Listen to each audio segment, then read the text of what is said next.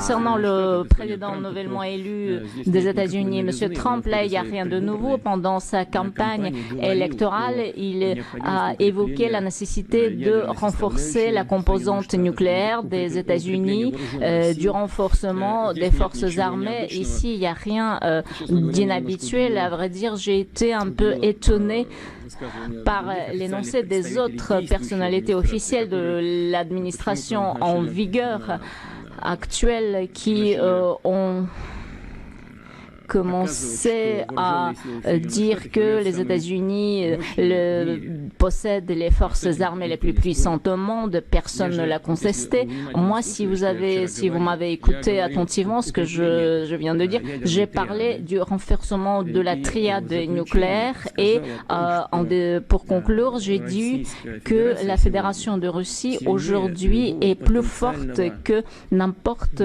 quelle, attention, je souligne le mot agresseur potentiel.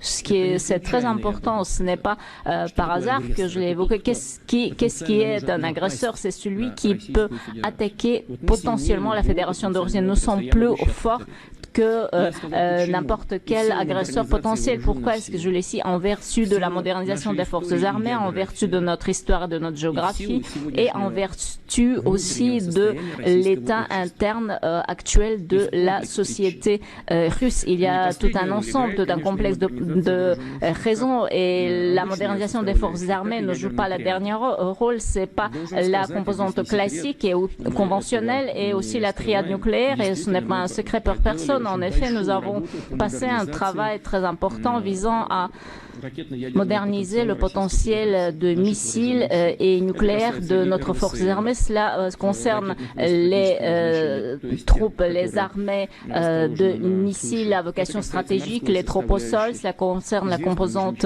la marine. Nous ne cachons rien. Nous sommes en train de mettre en place des nouveaux sous-marins à vocation stratégique avec de nouveaux types de missiles à bord. Cela concerne la composante aviation et concernant les vecteurs, concernant les avions, à savoir, et concernant les systèmes de frappe qui sont chargés sur ces avions. Nous agissons en stricte conformité, je tiens à le souligner, en stricte conformité avec tous nos traités, tous nos arrangements, y compris entre autres dans le cadre du traité de la limitation des SN-Vetril.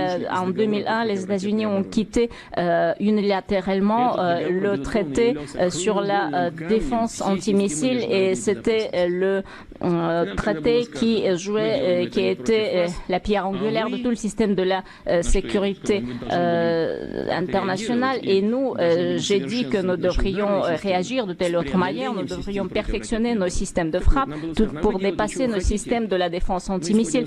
On nous a dit que vous faites ce que vous voulez, nous partons du fait que ce n'est pas contre nous.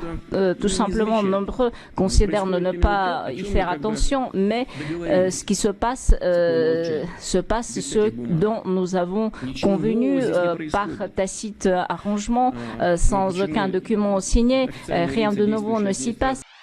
Предпосылки к новой гонке вооружений были созданы после выхода Соединенных Штатов из договора по противоракетной обороне. Это очевидная вещь. Когда одна из сторон в одностороннем порядке вышла из этого договора и сказала, что она будет создавать для себя зонтик антиядерный, то вторая сторона должна либо создавать такой же зонтик, либо создавать эффективные средства преодоления этой системы противоракетной обороны и совершенствования ударных комплексов. Что мы и делаем успешно. Но в рамках наших договоренностей, я хочу это подчеркнуть, мы ничего не нарушаем, в том числе и СНВ-3. Все договоренности по количеству носителей и боезарядов полностью соблюдаются. Значит, совсем недавно американские наблюдатели сидели на наших ядерных заводах и смотрели, как производятся там у нас ракеты и ядерные заряды. Никто об этом не подзабыл, нет? И вместо того, чтобы вот в таком режиме сохранять наши отношения, Соединенные Штаты вышли из договора по ПРО. Да, но мы продвинули в совершенствовании наших систем ядерной триады, в том числе в плане преодоления ПРО. Эта система гораздо эффективнее чем сама противоракетная оборона на сегодняшний день. Это правда. Но это, может быть, и вызывает желание в Соединенных Штатах совершенствовать свои ядерные арсеналы. Ну, да, мы знаем. Так они это и делают. Вот, скажем, замена тактического ядерного оружия, расположенного в других странах, в том числе в Европе, в том числе у вас в Великобритании. Она же происходит.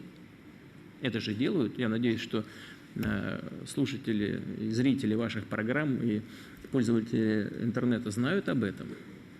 В Турции, Великобритании, в Нидерландах происходит замена тактического американского ядерного оружия. Поэтому, если уж кто-то разгоняет гонку вооружений, то не мы.